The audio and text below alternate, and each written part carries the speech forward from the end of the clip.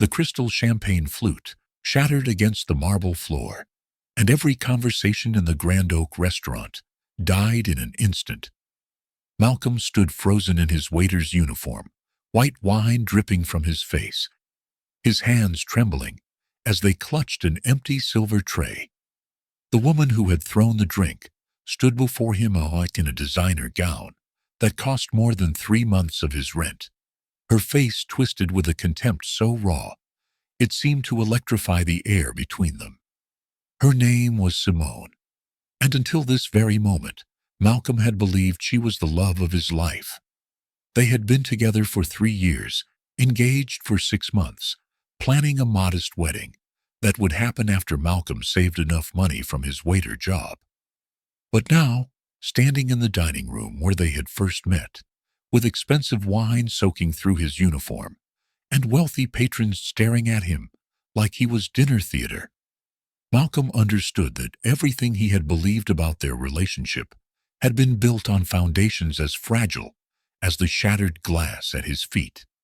Simone's eyes held no remorse, no hesitation, no trace of the woman who had whispered promises of forever into his ear just weeks ago.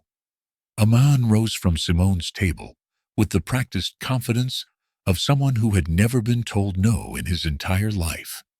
He was tall, broad-shouldered, wearing a suit that probably cost more than Malcolm's entire wardrobe combined, with diamond cufflinks that caught the chandelier light and threw tiny rainbows across the white tablecloth.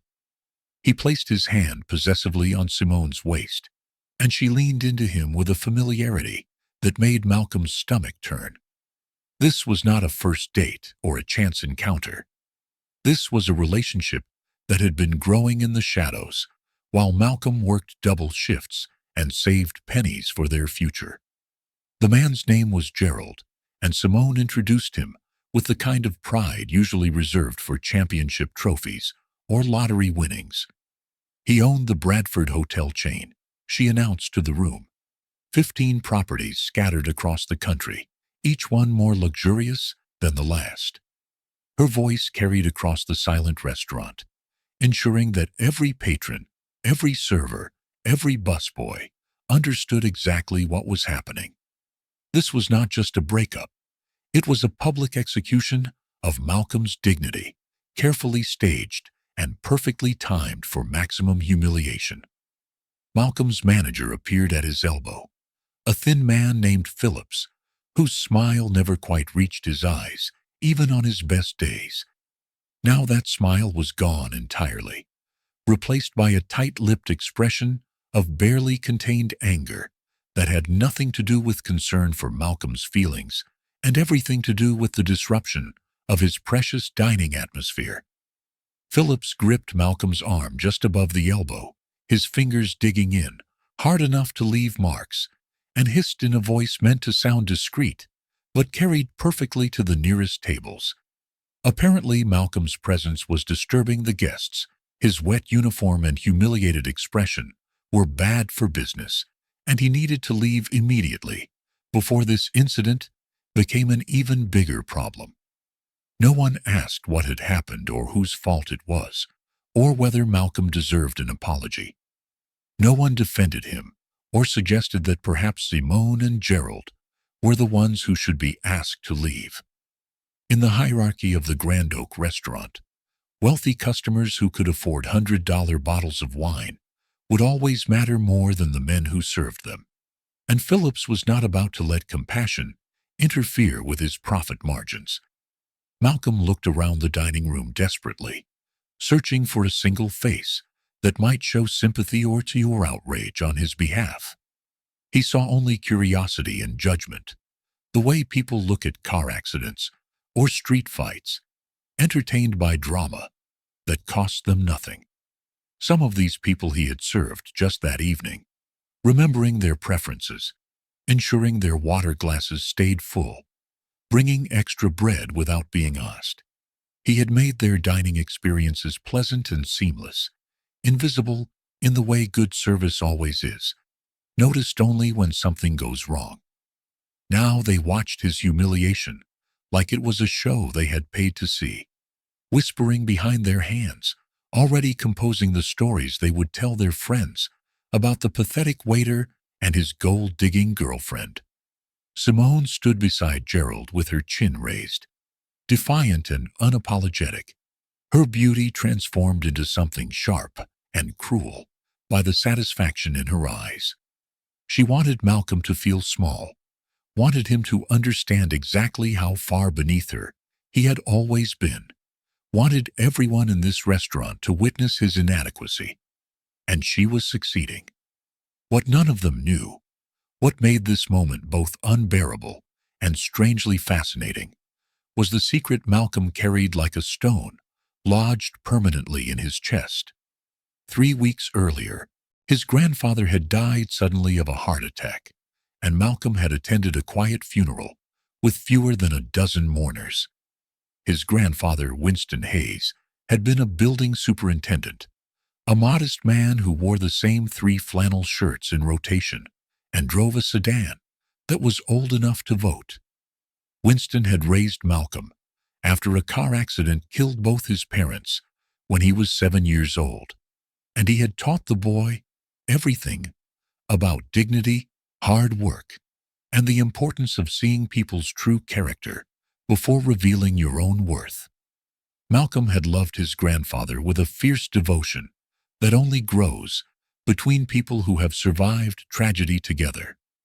2 weeks after the funeral, a lawyer named Helen Carter had called Malcolm into her downtown office and explained something that had stopped his heart completely. Winston Hayes had not been simply a building superintendent. That had been his day job, the honest labor he believed in performing, regardless of his actual wealth. In his spare time, quietly and without fanfare, Winston had been a real estate investor who had purchased properties throughout the city during the 1970s, when urban areas were cheap and desperate, and white flight had left entire neighborhoods available for pennies on the dollar.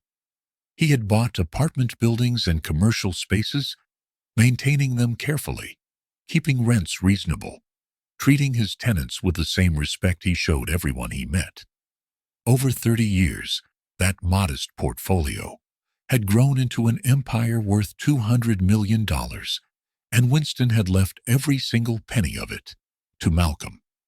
But there had been a condition attached to the inheritance, one final test from a grandfather who understood that wealth reveals character more clearly than poverty ever could. Malcolm was required to live for 1 full year, exactly as he had been living, working his waiter job, residing in his studio apartment, telling absolutely no one about his inheritance. During that year, he needed to find at least one person who valued him for his character alone, someone who loved him without knowing what he could provide. If Malcolm could pass this test, the fortune would be fully his to use as he saw fit. If he revealed the secret prematurely, or failed to find genuine love, everything would go to charity. That had been 4 months ago, and Malcolm had agreed to the terms without hesitation. He understood what his grandfather was trying to teach him, understood that Winston wanted him to see human nature with clear eyes before money complicated every relationship and every interaction for the rest of his life. So Malcolm had continued working at the Grand Oak, continued living in his apartment where the radiator clanked and the neighbor's dog barked through thin walls, continued dating Simone and believing that she was the person his grandfather had wanted him to find. She had seemed perfect for the test, a woman who claimed not to care about money, who said she valued character and authenticity over wealth and status, who had stayed with Malcolm through modest dates and home-cooked dinners without complaint. He had even started shopping for an engagement ring, something small but meaningful that fit within a waiter's budget, planning to propose as soon as the test year ended and he could finally reveal the truth. He had imagined her reaction, the shock and joy and laughter, the way they would build their future together, with honesty as their foundation. Now, standing in wine-soaked humiliation, While Simone paraded her wealthy replacement, Malcolm realized his grandfather's test had worked exactly as designed. Malcolm left the restaurant without another word, walking through the kitchen, where his former co-workers avoided his eyes, changing out of his wet uniform in the staff room one final time, and stepping out into a cold drizzle that matched his mood perfectly. He walked home through empty streets, his mind replaying the scene over and over, analyzing every detail, searching for signs he should have noticed earlier. There had been small things, he realized now, red flags he had dismissed because he wanted so desperately to believe in Simone's authenticity. The way she had started checking her phone more frequently during their dates over the past 2 months, the subtle disappointment in her voice when he suggested staying in rather than going out, the comments about his potential if he would just apply himself more ambitiously.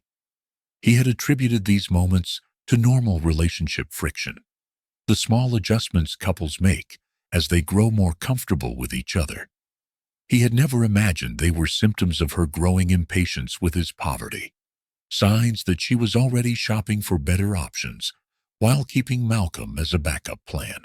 His phone buzzed as he walked, and he pulled it from his pocket expecting perhaps an apology or explanation, some acknowledgement that what had happened was cruel and wrong. Instead, he found dozens of text messages from people he barely knew, co-workers and acquaintances, and even his landlord, all containing the same thing. Someone had filmed the entire humiliation at the restaurant and posted it online, and the video was already spreading across social media like wildfire through dry grass. Malcolm stopped under a streetlight and pressed play with trembling fingers, watching himself from an angle that made him look small and pathetic. Wine dripping down his face, while Simone's voice rang out with perfect clarity.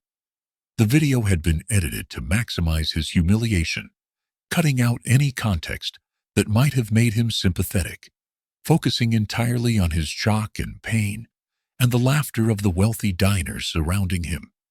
The comments section was brutal, filled with strangers making assumptions about his life, his worth, his failures. They called him broke and pathetic and delusional for thinking someone like Simone would stay with a waiter forever. They praised her for upgrading to Gerald, celebrated her for recognizing Malcolm's lack of ambition, treated the whole situation like she had finally woken up from a bad dream. Malcolm stood in the rain, reading comment after comment, feeling each one like a physical blow, understanding that his humiliation was now permanent and public and available for anyone with internet access to watch and judge.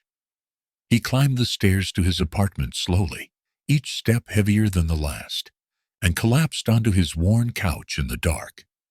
For the first time since his grandfather's death, Malcolm allowed himself to feel the full weight of loneliness pressing down on his chest. He had passed Winston's test, but the victory felt hollow and painful, rather than triumphant. He had discovered exactly what his grandfather wanted him to discover, about human nature, about how people treat you when they believe you have nothing to offer them, about how quickly love can transform into contempt when financial expectations go unmet. But knowing the truth did not make it hurt any less, and Malcolm sat alone in his dark apartment, wondering whether wisdom was worth the price of heartbreak.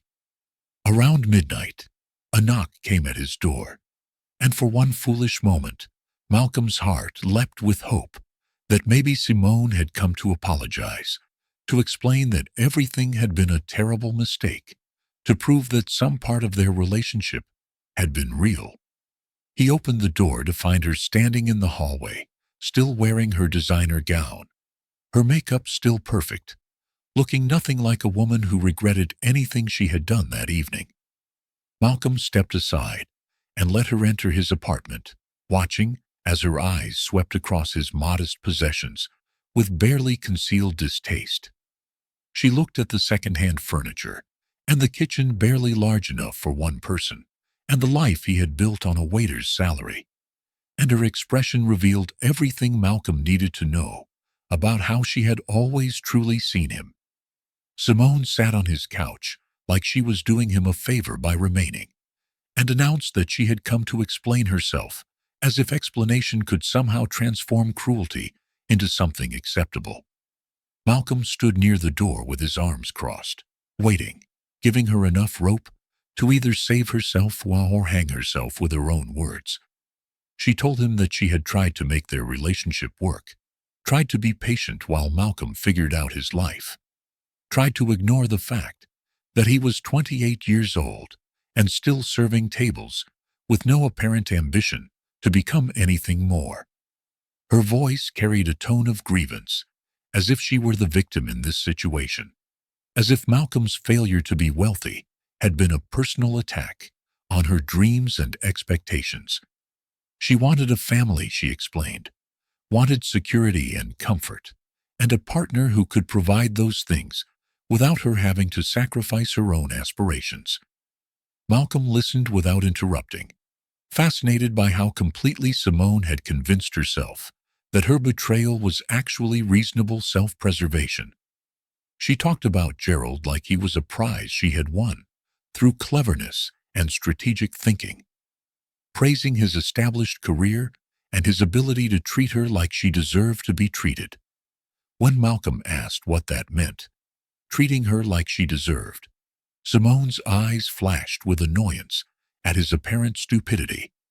It meant nice restaurants instead of home-cooked meals, she explained, meant vacations and jewelry and the kind of lifestyle that showed the world her worth. It meant a man with ambitions, art, and drive, someone who wanted to build an empire rather than contentedly serve other people's dinners for minimum wage plus tips. Malcolm felt something cold and clear crystallize in his chest as he listened to her speak, a kind of grateful clarity that his grandfather's test had revealed this truth before Malcolm had actually married this woman and built his entire life around her. He asked quietly how long she had been seeing Gerald, and Simone's silence told him everything before she finally admitted it had been 2 months. 2 months of dating another man's while still engaged to Malcolm. 2 months of comparing them like products on a shelf. 2 months of planning her exit strategy. She defended herself by saying she had needed to be sure Gerald was serious before burning her bridges with Malcolm, as if hedging her bets between 2 relationships was simply smart planning rather than fundamental dishonesty.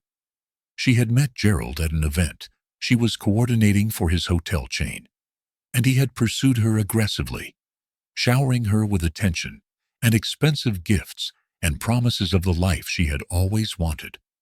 At first she had resisted because she was with Malcolm, she claimed, but then she had started thinking seriously about her future, about what she actually wanted from life, about whether love without financial security was really love at all. The more she talked, the more Malcolm understood that Simone had constructed an entire philosophical framework to justify her actions, convincing herself that choosing wealth over character was actually mature pragmatism rather than shallow materialism. She stood to leave, smoothing her designer dress, and paused at the door to deliver what she clearly believed was wisdom. She told Malcolm that he needed to grow up, needed to stop living like his grandfather's poverty had been some noble choice rather than a limitation, needed to understand that women wanted partners who could provide rather than men who were content with just enough. After she left, Malcolm stood in his empty apartment, feeling something unexpected wash over him. Not devastation, but relief mixed with gratitude. His grandfather had been absolutely right about the test, about the necessity of seeing people's true nature before wealth complicated every interaction. Simone had revealed herself completely, and while the manner of revelation had been publicly humiliating, at least Malcolm now knew the truth before he had wasted any more years or emotions on someone who had never actually loved him. He spent the next several days quietly processing everything, meeting with his attorney Helen Carter to discuss the inheritance now that the test period was complete, and beginning to understand the full scope of what his grandfather had built and left behind. The properties were not just buildings, but communities, Helen explained. Hundreds of families living in Winston's apartment complexes, dozens of small businesses operating in his commercial spaces. Winston had been a good landlord, keeping rents reasonable, even when he could have charged much more, maintaining properties well, treating tenants like people rather than income sources. He had turned down multiple offers from developers who wanted to buy his buildings, renovate them into luxury units, and displace the working-class families who called them home. Malcolm understood immediately that his grandfather's wealth had been built on principles rather than pure profit maximization, and that understanding came with responsibility. He told Helen he wanted to continue Winston's approach, maintaining affordable housing, supporting small businesses, using his wealth as a tool for community stability rather than personal enrichment. Helen smiled when he said this and told him that Winston had predicted his grandson would make exactly that choice, that the whole point of the test had been to ensure Malcolm understood the difference between having money and being controlled by it. Over the following week, Malcolm developed a plan with Helen's help, something that would honor his grandfather's memory, while also addressing the public humiliation he had endured. He decided to host an event, a memorial gathering to celebrate Winston Hayes's life and legacy, to be held at the Grand Oak Restaurant. Invitations would go out to everyone who had been involved in Malcolm's humiliation. Simone and Gerald, Pastor Jerome from the church Malcolm had attended since childhood, his Aunt Patricia, who was Simone's mother, the restaurant manager Phillips, who had fired him, former co-workers, neighbors, and community members. Most people would assume it was a simple memorial service, a chance for Malcolm to say goodbye to his grandfather properly. They had absolutely no idea what Malcolm was actually planning. The invitations were printed on expensive cardstock, elegantly designed, with a date set 3 weeks out to give people time to clear their schedules. Malcolm personally delivered some of them, watching recipients' reactions carefully, noting who seemed genuinely sympathetic about Winston's death and who seemed merely curious about why they were being invited. Simone received hers through the mail, as did Gerald, and Malcolm imagined them reading the invitation together, perhaps laughing about the poor waiter trying to honor his superintendent grandfather with an event at a restaurant he could not possibly afford to rent. What they did not know was that Malcolm owned the entire building the Grand Oak occupied, along with the restaurant's lease, and that he had ordered the space closed for a private event without explaining who was paying for it. The day of the memorial arrived with perfect autumn weather, crisp air, and golden light that made the city look almost beautiful.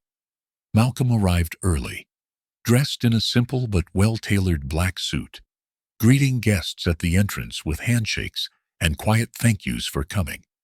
He was calm, centered, carrying himself with a new confidence that came from finally understanding who he was and what he was worth. Simone arrived with Gerald, and Malcolm's first glimpse of them together in person since the restaurant humiliation sent a small shock through his system. She wore red, bold, and confident, making a statement about having moved on and moved up in the world. Gerald walked beside her with the proprietary air of a man who had won some important competition, his hand resting on the small of her back, his expensive watch catching the light.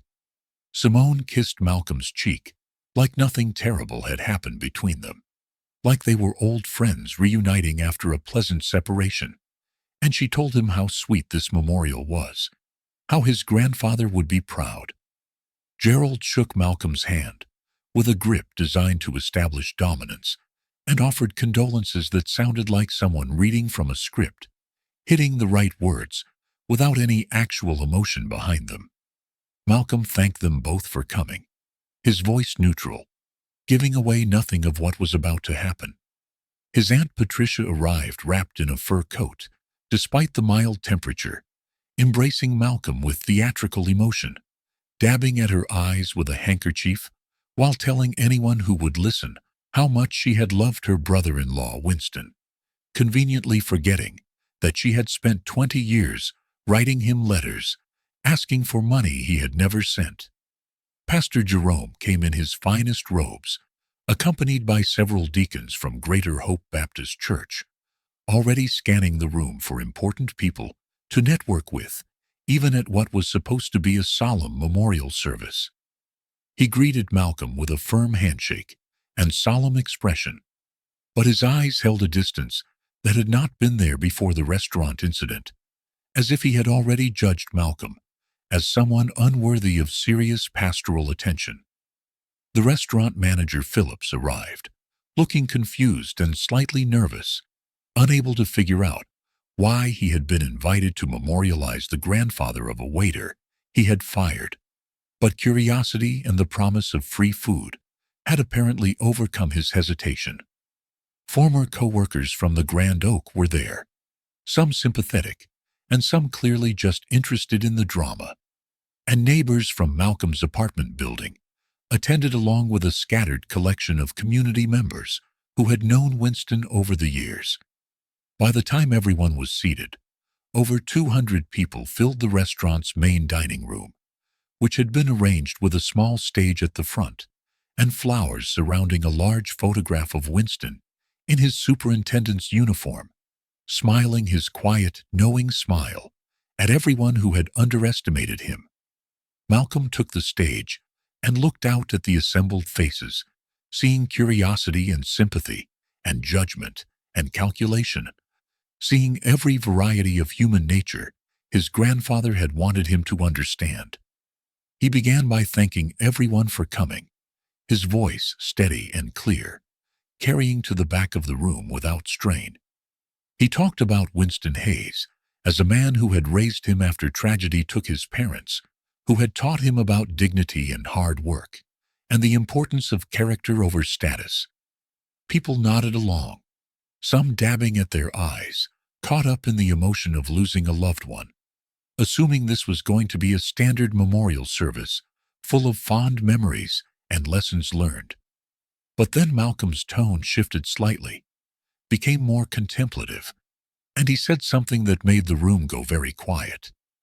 He said that when Winston died, he had thought he understood what his grandfather had tried to teach him throughout his life, but that he had been wrong. He had not understood at all. Not really. Not until very recently, when circumstances had given him an education in human nature that no classroom could have provided. A ripple of confusion went through the crowd, people glancing at each other, trying to figure out where this was going. Malcolm explained that his grandfather had left him something more valuable than memories or life lessons, though Winston had certainly provided those in abundance. He had left Malcolm a test, a final examination designed to reveal truth about both other people and about Malcolm himself. The room was completely silent now, every eye fixed on the man standing on the stage, and Malcolm could see realization beginning to dawn on certain faces. He explained that Winston Hayes had not been merely a building superintendent, that the modest life Winston had lived had been a choice rather than a limitation, that his grandfather had actually been a real estate investor who had quietly built an empire worth $200 million over 30 years of patient acquisition and careful management.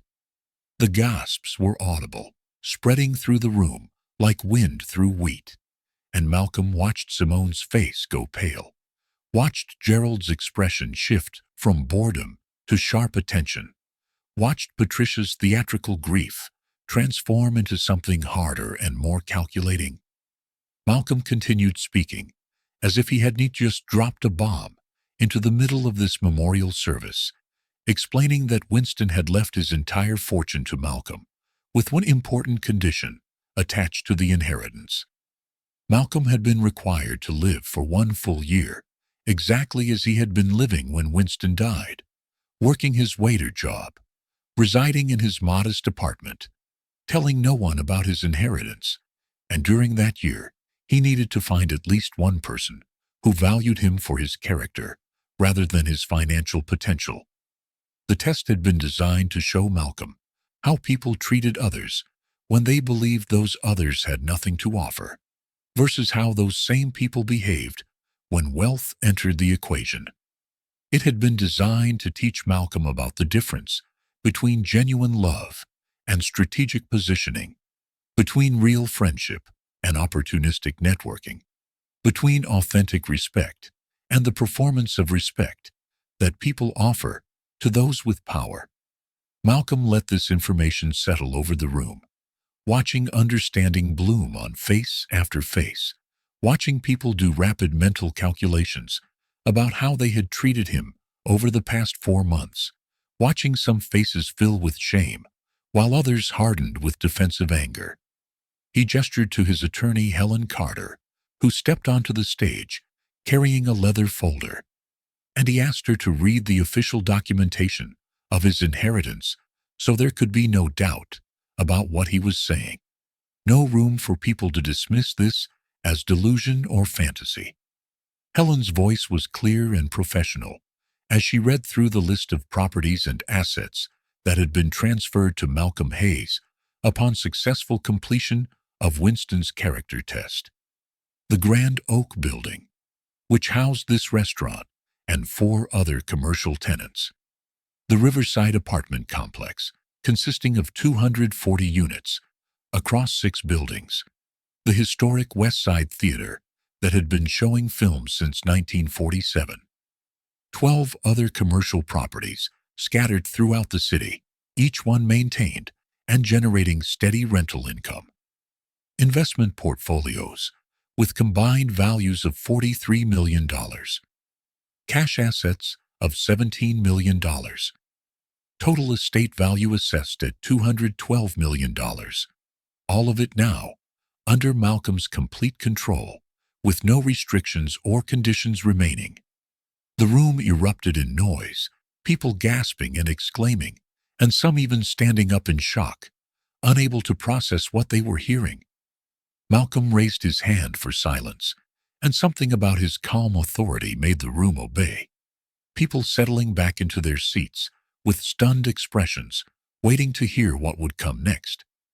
He explained that most people in this room had treated him with basic human decency when he was a waiter, and for that, he was genuinely grateful, because kindness given without expectation of reward was the purest form of respect. For those people, Malcolm had placed envelopes beneath their chairs, containing checks for $5,000 each, bonuses for being decent human beings when decency cost them nothing. A rustling went through the room as people began checking under their seats, finding envelopes, opening them with shaking hands to discover that yes, there really were checks inside, signed by Malcolm Hayes, drawn on accounts that actually existed and had funds to cover them.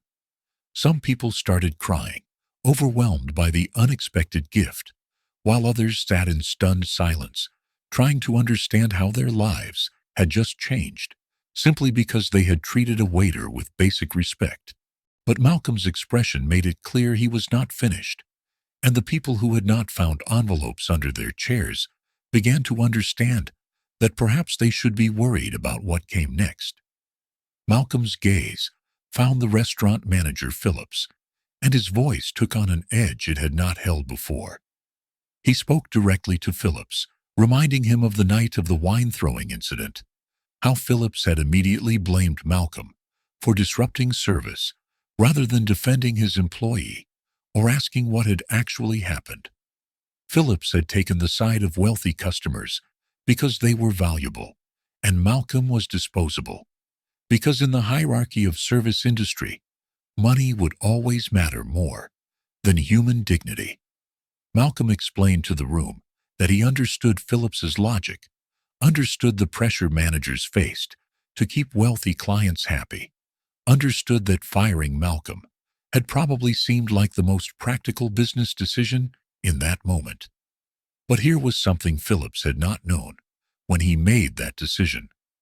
Malcolm owned the building the Grand Oak restaurant occupied, which meant he owned Phillips's lease, and as of tomorrow, that lease would be terminated. Phillips had 30 days to vacate the premises, and Malcolm had already lined up a replacement tenant, a talented young chef who had been working as a line cook without the capital to start her own place. Phillips shot to his feet, his face red with anger and fear, shouting that Malcolm could not do this, that there were laws and contracts and legal protections that prevented arbitrary eviction. Helen Carter calmly informed Phillips that she had reviewed his lease personally, and it contained a standard clause allowing termination with 30 days' notice for any reason, and that Malcolm was acting completely within his legal rights. Phillips stood there opening and closing his mouth, like a fish drowning in air, and finally pushed through the crowd toward the exit, unable to face the room's judgment any longer. Malcolm watched him go without emotion, then turned his attention to Pastor Jerome, the man who had counseled Malcolm after the public humiliation by suggesting he needed to grow up and stop living in his grandfather's shadow. Pastor Jerome's face had gone carefully blank, the way powerful people's faces do when they sense their power might be under threat, when they are preparing to either defend themselves or strategically retreat, depending on how the situation develops. Malcolm spoke to him gently, almost kindly, reminding the room that after the restaurant incident, the pastor had advised him to examine himself, to consider whether his lack of ambition might be a character flaw that needed correction. The pastor had also mentioned, quite casually, that Simone's new boyfriend, Gerald, had recently made a generous $50,000 donation to the church building fund and had started attending services regularly and was clearly a man of God and substance. Malcolm let that information hang in the air for a moment, letting everyone in the room understand the implicit transaction that had occurred. Gerald's money had purchased the pastor's loyalty and moral authority. Then Malcolm pulled out a folder of his own, containing documents he had found while sorting through his grandfather's belongings, and he began to read.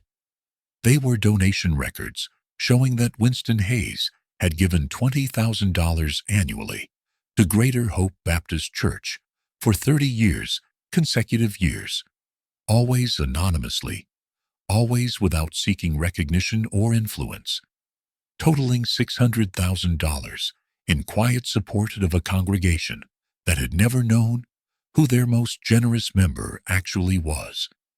The deacons sitting beside Pastor Jerome looked at each other in shock, clearly having no knowledge of these donations, beginning to wonder what else their pastor might have known and not shared with the church leadership.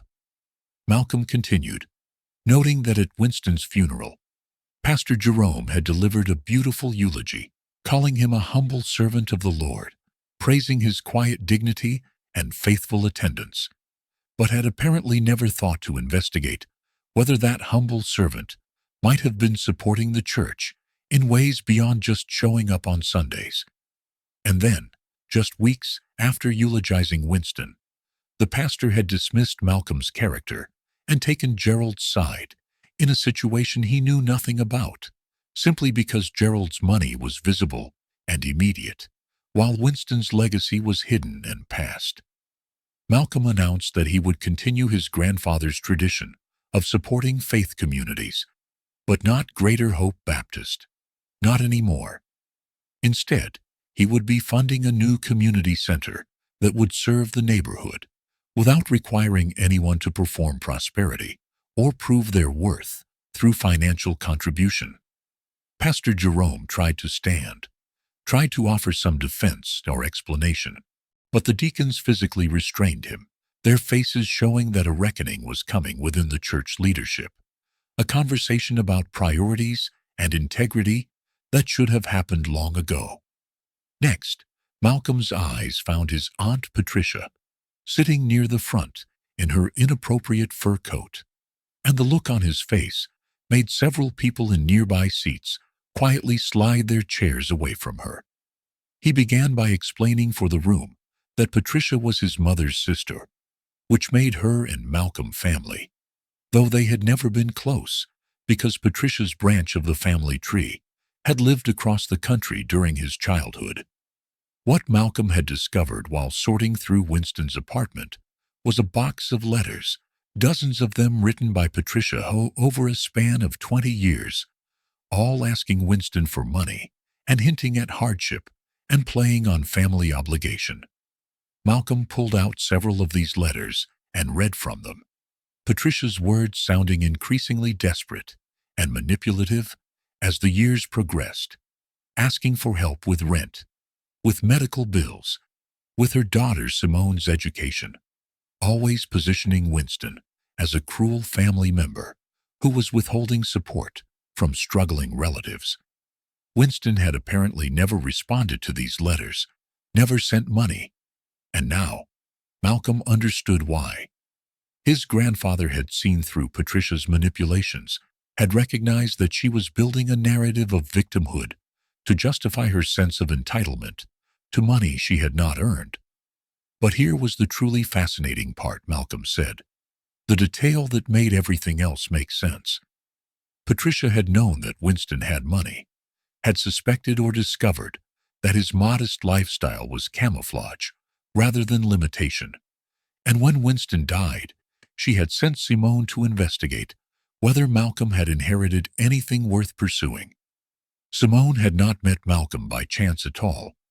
Their entire relationship had been a calculated attempt to access what Patricia believed was Malcolm's hidden wealth. Patricia tried to interrupt, tried to deny this, but Malcolm pulled out his phone and played a recording of their conversation from weeks earlier when he had confronted her about the letters.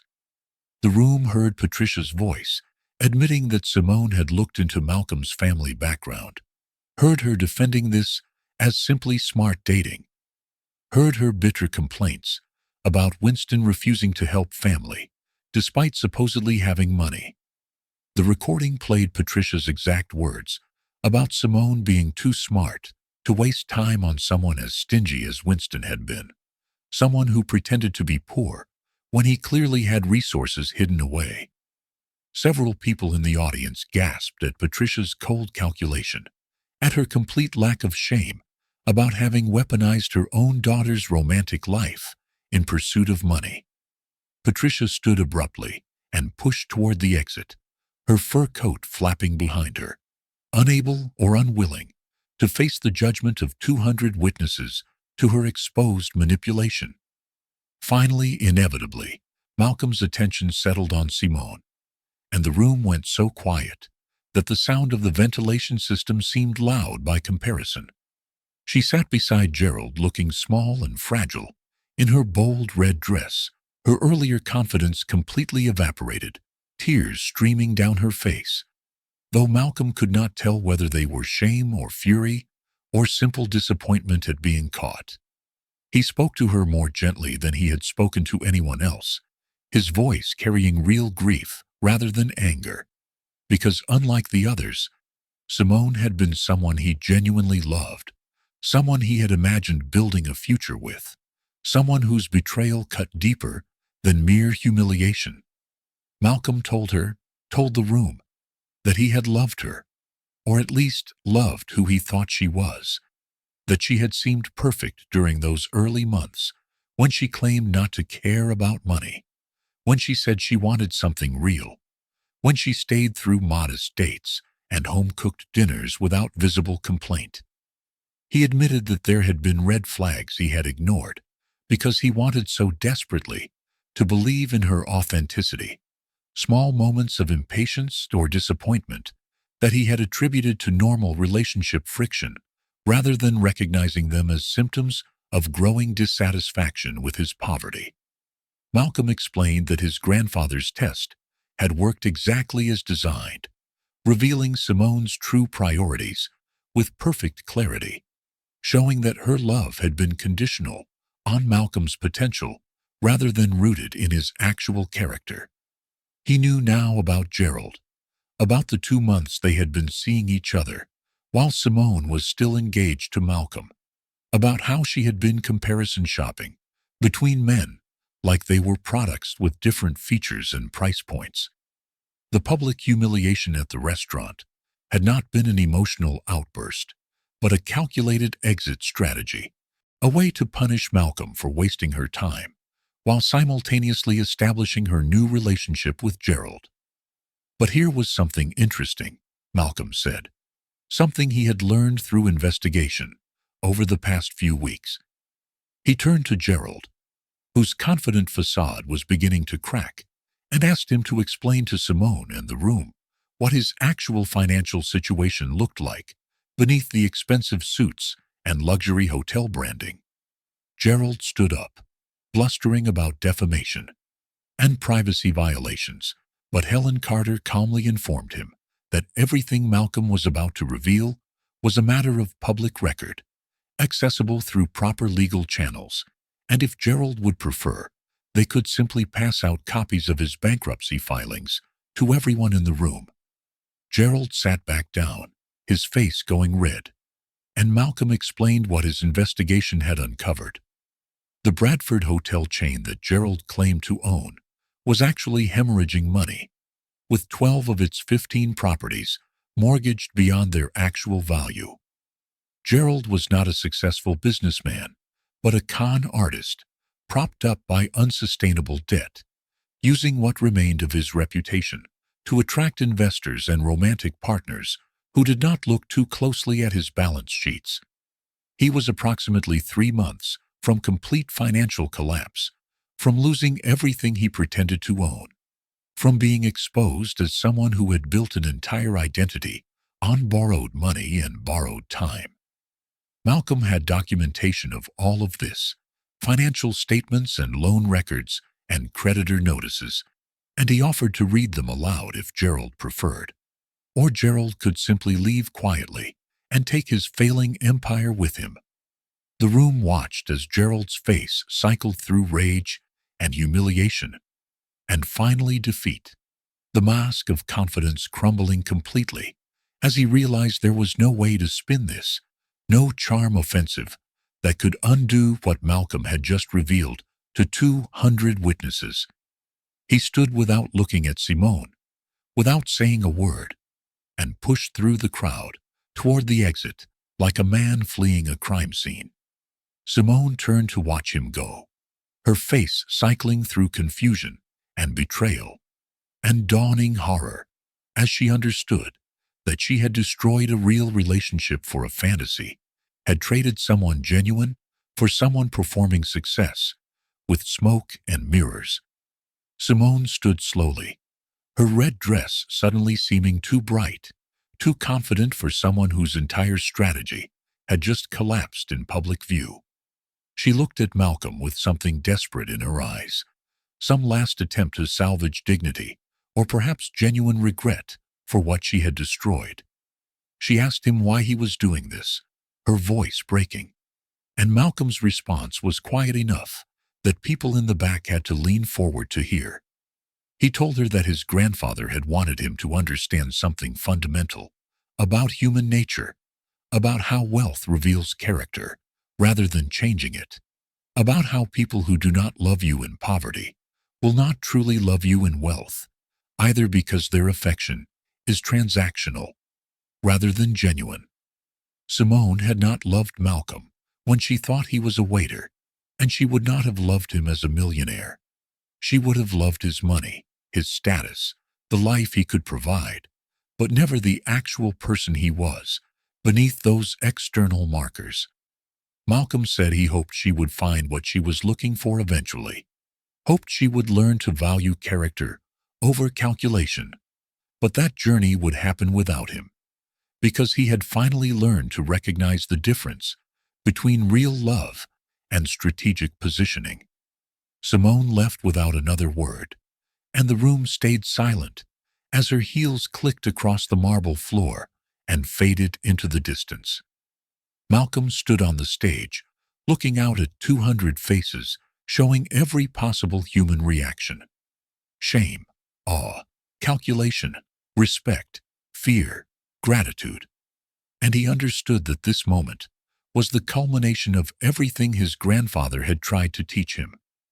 Winston Hayes had spent 30 years living modestly while building an empire, had died without fanfare, had left behind a testimony designed to show his grandson the truth about human nature before that grandson had enough power to be permanently corrupted by it. The test had worked perfectly, revealing betrayal and manipulation and opportunism in ways that would have been impossible to see if Malcolm had simply inherited the money outright. Now, Malcolm stood here as a wealthy man who understood exactly how people treated those they perceived as powerless, and that understanding would shape every decision he made for the rest of his life.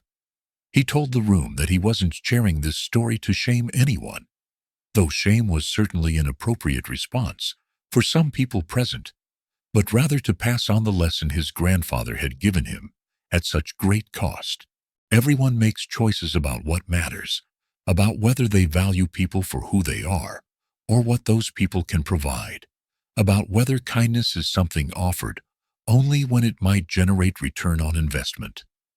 Malcolm explained his plans for the future, his intention to continue Winston's approach of using wealth as a tool for community building rather than personal aggrandizement. He would maintain affordable housing even when he could charge much more, would support small businesses even when corporate chains offered higher rents, would fund education and opportunity without requiring people to prove their worthiness through performance of gratitude. He would try to be the kind of wealthy person his grandfather had been, present in community, aware of his responsibility, never letting money become more important than human dignity. The Grand Oak restaurant space would be taken over by a talented chef who had been working as Malcolm's co-worker, someone with skill but no capital, and Malcolm would give her a 5-year lease at half the market rate so she could build something sustainable. The community center he had mentioned would break ground within the month, offering job training and childcare, and gathering space for a neighborhood that desperately needed infrastructure built for people rather than profit. Some of the people in this room would be invited to participate in these projects to help build the kind of community Winston had envisioned, while others had revealed themselves as unsuited for that work through their own choices and actions. Malcolm raised his glass of water in a final toast to Winston Hayes, calling him the richest man Malcolm had ever known, not because of his bank account, but because he had never let wealth corrupt his fundamental decency. The weeks and months that followed brought consequences that rippled outward, like stones thrown into still water. Pastor Jerome faced a reckoning within Greater Hope Baptist when the deacons discovered Winston's anonymous donation history and began questioning their pastor's judgment and priorities, leading eventually to Jerome's retirement and the installation of new leadership that reached out to Malcolm with genuine humility. Gerald's hotel empire collapsed exactly as predicted, properties going into foreclosure, his name becoming synonymous with leveraged failure, his disappearance from the city's social scene so complete that people eventually stopped asking what had happened to him. Patricia sent a letter trying to justify her actions, but Malcolm filed it away, unread, understanding that some people would never accept responsibility for their manipulations. Simone vanished from Malcolm's life completely, though he heard eventually that she had moved to another city, started over, perhaps learned something from the spectacular implosion of her calculated approach to relationships, and Malcolm himself moved forward carefully, investing his wealth in community rather than consumption, dating with clear eyes and honest disclosure, eventually meeting a social worker named Naomi, who knew exactly who he was financially, but cared much more about whether he showed up for volunteer shifts and folded donation shirts correctly. He learned that his grandfather's greatest gift had not been money but wisdom, not wealth, but the clear vision to recognize love and loyalty when they appeared. And he spent the rest of his life honoring that gift by using his resources to lift others up rather than elevate himself above them, building the kind of legacy that measured success not in dollars accumulated, but in lives improved, in dignity restored, in communities strengthened by someone who understood that true wealth was always measured in character rather than currency, in who you chose to be when you had power, rather than what you took ease when you had nothing, in the love you built with people who valued your heart more than your bank account, exactly as Winston Hayes had known his grandson would learn, if given the chance to see human nature with clear eyes before money clouded his vision forever.